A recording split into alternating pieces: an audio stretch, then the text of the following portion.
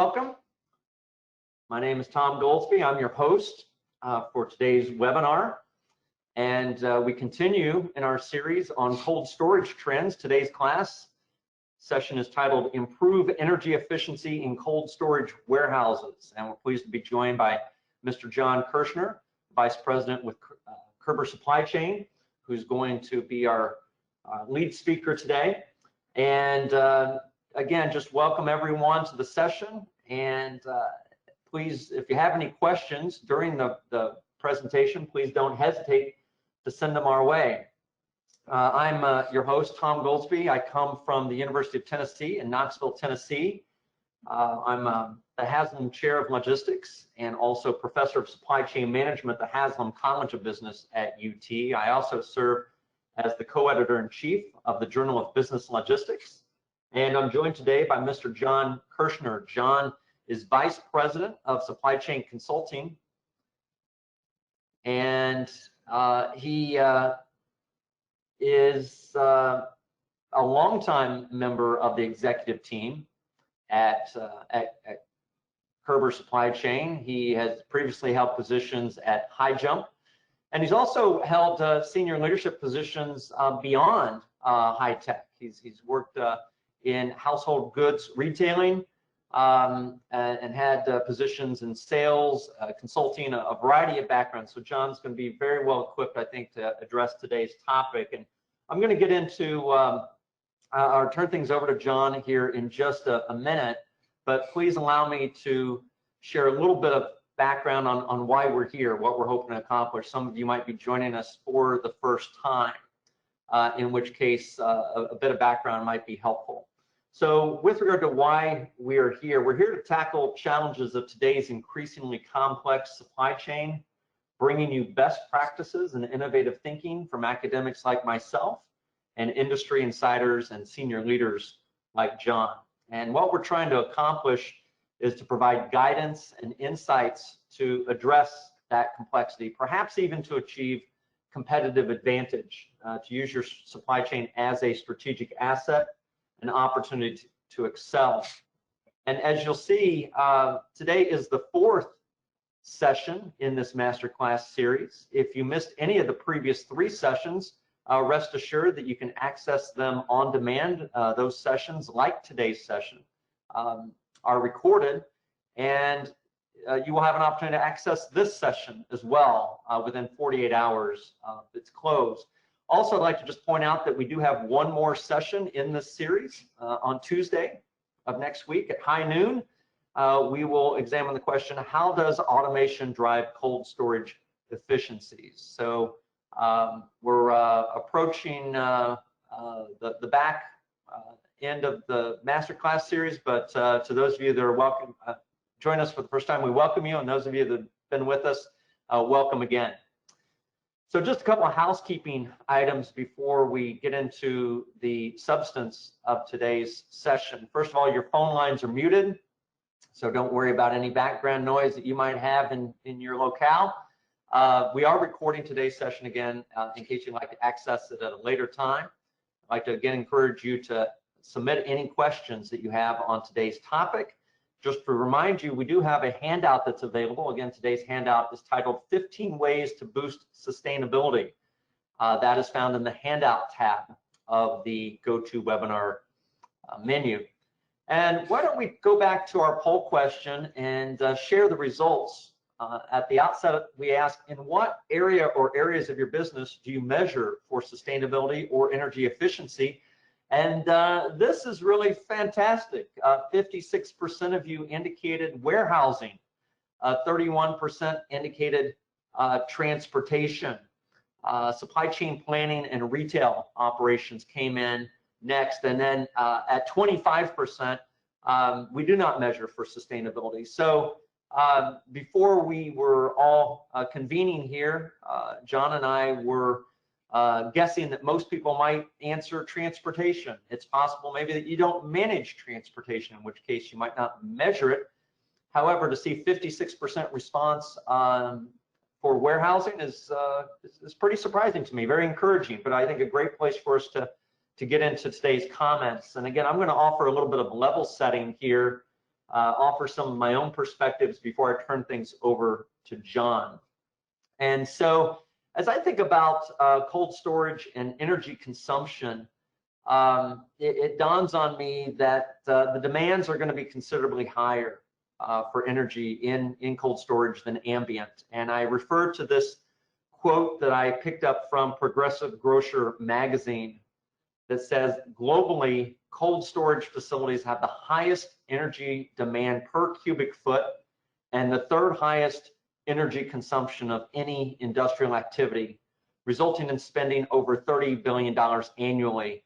And Progressive Grocer, I believe, is a US-based magazine. That number is perhaps a US number. That may be a national number as opposed to a global number.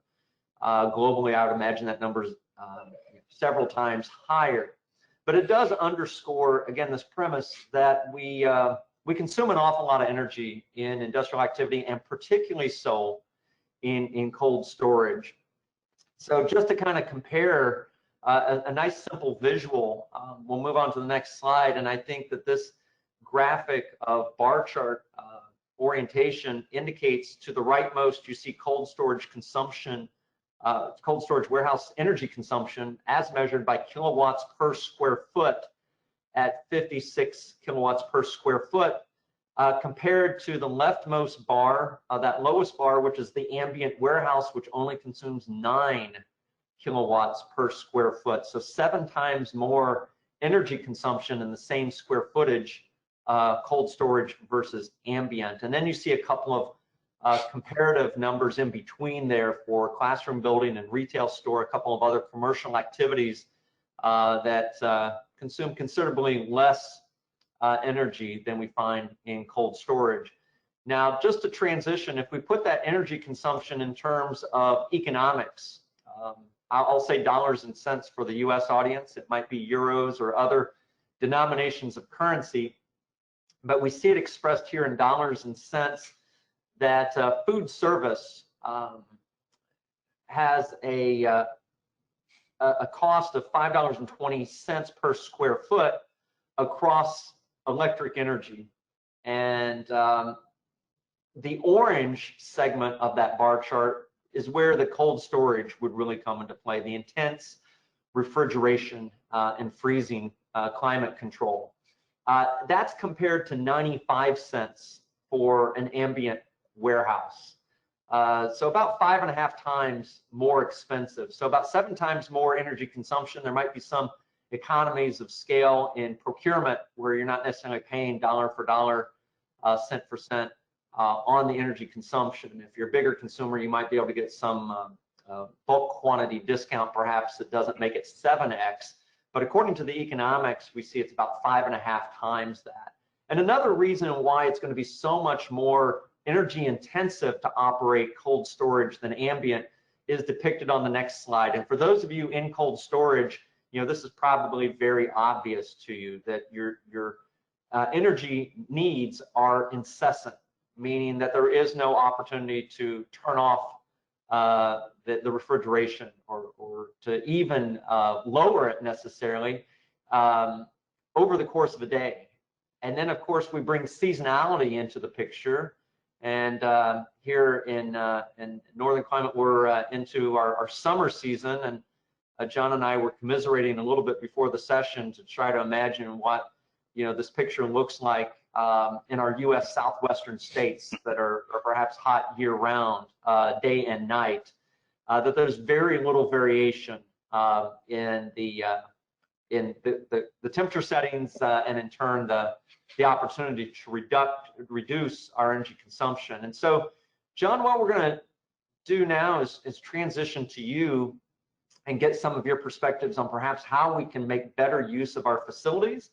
And I think it's great because you do provide some perspectives on not only what happens within the 4 walls, but decisions that we can be making in the broader supply chain to bring down our energy usage in total. So with that, John, welcome. The floor is yours. All right. Well, thanks very much, Tom. It's a pleasure to be here today. When I was presented with the topic for today's masterclass, I had to think about how I was going to break this down in the conversation. And when you look at overall supply chain, the market itself kind of bifurcates itself into two main categories. You have the supply chain planning and the supply chain execution. And within the context of today's conversation, we were trying to draw a correlation to what can we do within the supply chain to save energy. And when I looked at it and broke it down in terms of how we typically measure things inside of the supply chain, it's normally equated to time and money. So, reduction in the amount of time that you're doing activities, and then the corresponding correlation to dollars.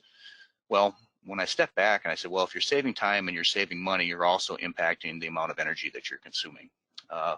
Inside of the warehouse, there's a lot of different aspects of, less people, less travel, less equipment usage that can impact, the associated energy consumption. And then once you get out on the road, optimize routes, reducing miles, reducing the amount of CO2 that we're emitting into the atmosphere, all have implications on sustainability. So these are the types of topics that we're going to cover today. Next slide, please. So breaking it down a little bit here and looking at it from the front end of the process in terms of supply chain planning, my feeling was that there's a significant amount of energy that you can save just by being smarter on the front end of your planning. So if you step back for a moment, you look at it from the perspective or the lens of a distributor and look at it from a forecasting perspective. If you're doing accurate forecasting and involving the appropriate, forecasting algorithms that deliver the right products to the right DC at the right time, you can significantly impact the associated carrying cost and associated cooling times in a cold storage facility. And when you're looking at the dollars and cents that Tom had presented on the previous slides, that can have a material impact to your bottom line. Also, if you're doing a nice job on the forecasting side, you by just correlation should reduce the associated amount of transportation mileage, because you're looking at opportunities to consolidate both your inbound and outbound deliveries, thereby reducing the the amount of fuel that's being consumed, as well as the amount of CO2 that's being pumped into the stratosphere. Looking at it through the lens of somebody who's actually making product, very similar in terms of the demand planning side of having the right raw materials being delivered to your manufacturing lines to meet up with the needs of your recipes at the right time. So once again, by shortening those manufacturing cycles, you're going to save energy just by the nature of running machines more accurately and more efficiently. You're reducing the cycle times and associated cooling times for the raw materials that you're producing. So if you're getting the right products at the right time based upon your demand signals, not only are you reducing the cycle times and the cooling times, but you're also, in effect, ensuring the overall freshness of all the ingredients that are going into your recipes. So I thought that from a, an upfront perspective, this is a good way to, make a correlation to energy savings. Next slide, please. Once again, more on the planning side, distributed order management can also have in my opinion, an impact on the amount of energy that you're saving. For those of you that aren't familiar with the concept of distributed order management, the general theory behind it is that you use a series of complex business rules that kind of determine what is the appropriate origin from your facilities where I should originate a shipment to my customer, and in some cases also originate a shipment from my suppliers. So when you break it down, what I find is most common in these types of applications is kind of a tiebreaker that says, if all things being equal, how do I save money on transportation cost? And generally speaking, that's calculated by least miles to get from my origin to my destination. So once again, by reducing the miles associated with the travel time to get your products to your customers, you're saving energy. And then finally, DC simulation. This is an area that is pretty interesting in that most of these applications, you define the physical layout, you define your shift patterns, you define the work processes, and then you simulate order demand. Using these types of applications, the one thing that jumped out at me that Tom, in your introductory slides, is that the cost of a square foot. If you can run DC simulations and emulate the different amounts of expected throughput against the demand, you could theoretically consume less space because you're being more efficient in terms of how you're organizing your facility, you're optimizing your travel flow, you're optimizing your material flow, and by doing that, you're simply using less overall energy. Simulation solutions also impact outside of the facility in that you can also take a look at the yard and the supporting yards that are moving materials into and out of your facilities. And I had to step back for a moment and think the implications here is that if you can reduce the travel time associated with your shunters, once again, you're reducing the amount of drive time, you're reducing the amount of fuel that you're consuming, you're also improving your overall sustainability. Okay. Next slide, please. And then kind of, switching gears a bit and moving from the planning side of supply chain and looking at it through the lens of the execution side. So once again, there's a relatively clear division of organizations that do supply chain planning, and then other organizations that, at least from a supply perspective, do supply chain execution. And inside the scope of supply chain execution, you can see that little graphic down there that includes things like automation, labor management applications, warehouse management systems, really anything that ends in an MS seems to be an execution-related system. But I tried to think of the different areas that we could have material impact on energy reduction as it applies to these types of applications. So in a yard management application, a couple key attributes I was thinking about was yard management applications typically include some type of automated gate check-in and check-out functions, with the goal being there to reduce the overall amount of wait and idle time when a carrier is arriving and departing. So by having automated processes to do that, obviously the less idle time means the less fuel that's being spent. These applications also support the optimization of the right products to the right doors based on demand. So once again, trying to make sure that you're more efficient and having the right products delivered either into your manufacturing or distributing processes ensures that you're not only being efficient with your people and your time, but the time has impact in terms of the energy consumption.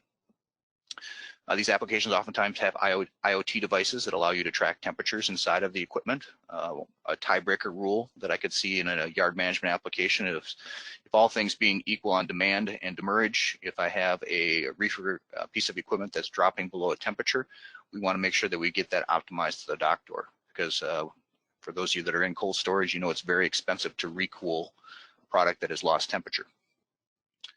And finally, the last point on yard management is shunter activity. The most yard management applications support the ability to do interleaving, which is the concept of blending work tasks together.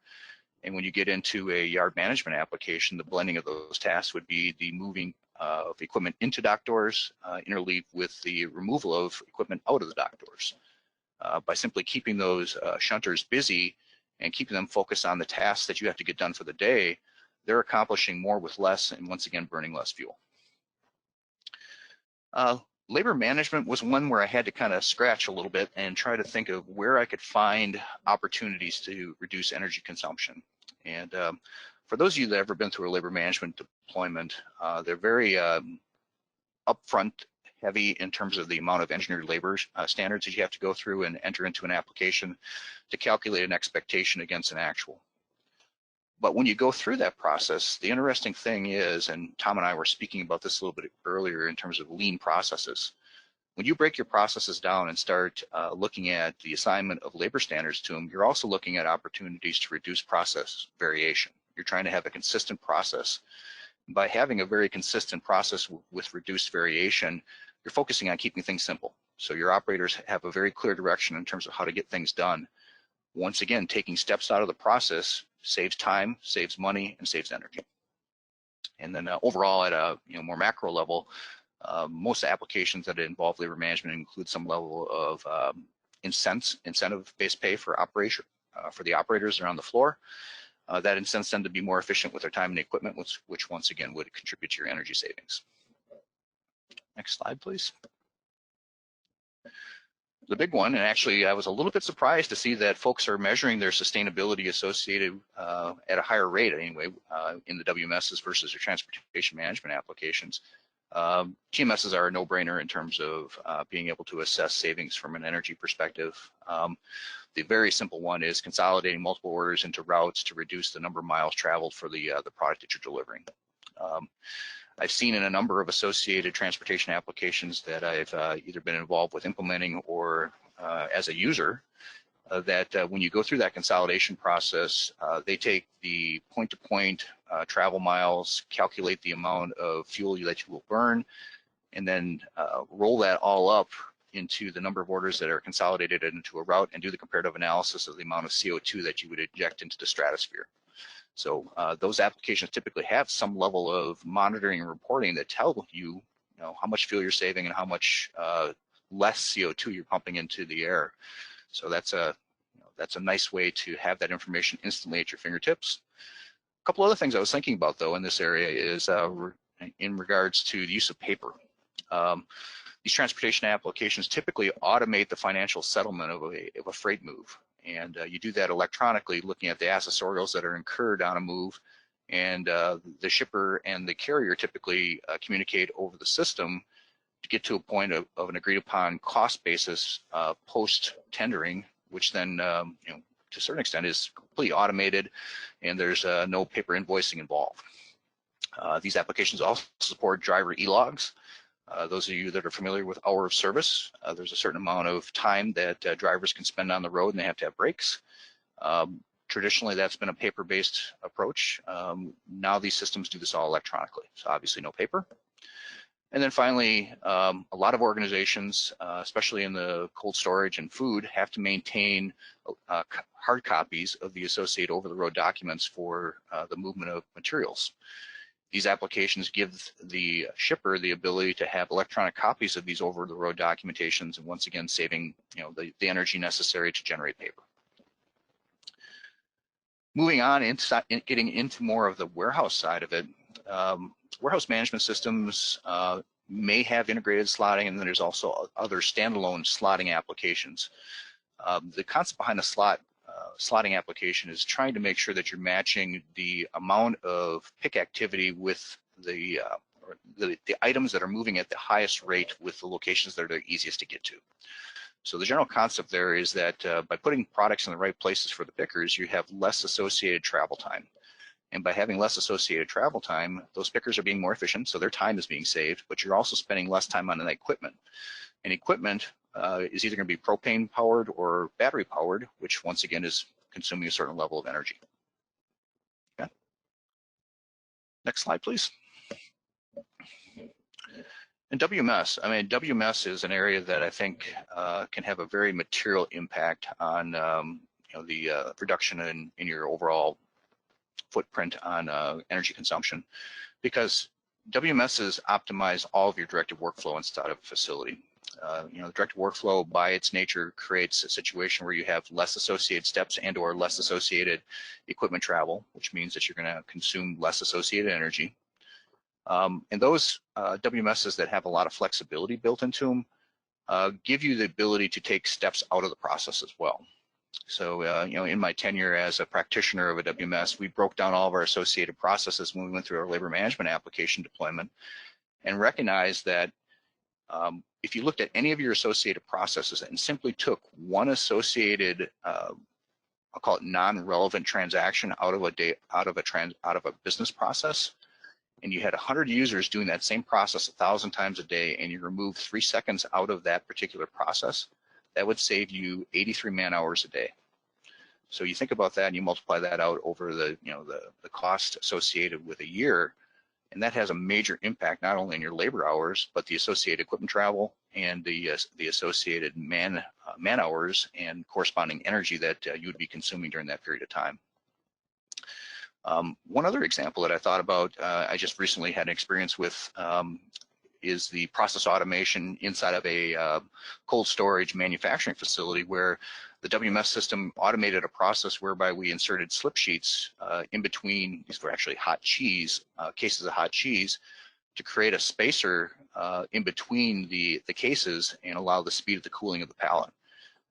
Simple application of automating those types of processes and getting to a point where you were able to cool a pallet of hot cheese from, what would typically have taken, let's say anywhere in the neighborhood of 12 to 24 hours down to 8 hours, has a significant impact in terms of the amount of energy that you're going to be consuming. And then finally, for those of you that are familiar with WMSs, the majority of those applications support the ability to do either voice-based task direction and or mobile task direction through radio frequency devices. Just by the nature of using either a voice, visual, or RF-based task direction, you no longer have a need for a paper pick list, paper put away list. So, less energy to make and make that paper and recycle the associated wood products. So impact there as well. And then finally, the last area that I thought about was in DC automation. And I believe the follow-up to this presentation coming up, I think in the next session, is going to be a little bit more deeper dive in terms of how automation can help in cold storage. Automation is kind of a broad topic. I broke it down into really 3 categories. The first being robotics. AMRs, automated material robots, are very new to the market, but they give you a lot of flexibility. What I'm seeing is a lot of goods to man automation where the robots are either delivering products to the person or taking products away from the person as they're executing a pick transaction. But in that particular case, you're getting more done in a shorter period of time with less walk time. So once again, the correlation of travel time and people time equates to savings in energy. When you get into more fixed position material handling, as an example, conveyor sortation, you think about a case pick to belt operation. If you weren't using that conveyor sortation, all of those associated cases would have to have equipment moving it from its pick location to its staging location and ultimately onto a truck. If you're using conveyor sortation and electronically building that manifest based upon scanned sorts, you're taking all those process steps that would typically require manual steps that would also require equipment out of the equation, thereby saving energy. And then finally, the brains, but that automation relies upon is the warehouse control system. And what the job of a warehouse control system is to optimize the overall material flow across multiple material handling pieces of equipment. And the concept there is that when there's a constraint identified, the WCS will find the most economical rerouting of that particular material. So once again, by finding the most economical rerouting based upon a constraint, you're finding the most efficient way to get product from a pick location onto a truck, and once again, trying to save energy. Okay. Very good. Well, thank you very much, John. It seems as though what you're suggesting is that if we can do the right things right, if we can become more efficient in our routine execution of warehouse activity as well as broader scope supply chain activity, as we bring in areas like transportation, both inbound and outbound, into the equation, then we would see benefits in their own rights. It's just that it would apply also to energy reduction. It would reduce carbon emissions and carbon footprint. Is that a succinct way to kind of sum up? And you've presented a variety of ways in which we can become more efficient at doing the right things right. Yeah, I think you're absolutely right, Tom. And kind of going back to our conversation before the meeting today, if we could find a way to draw a direct correlation of the reduction in labor hours to the reduction in kilowatts per hour, that would be a fantastic correlation to actually start measuring sustainability in some of these aspects. You're absolutely right. You did stump me on that question, but speaking of questions, we do have a few minutes remaining.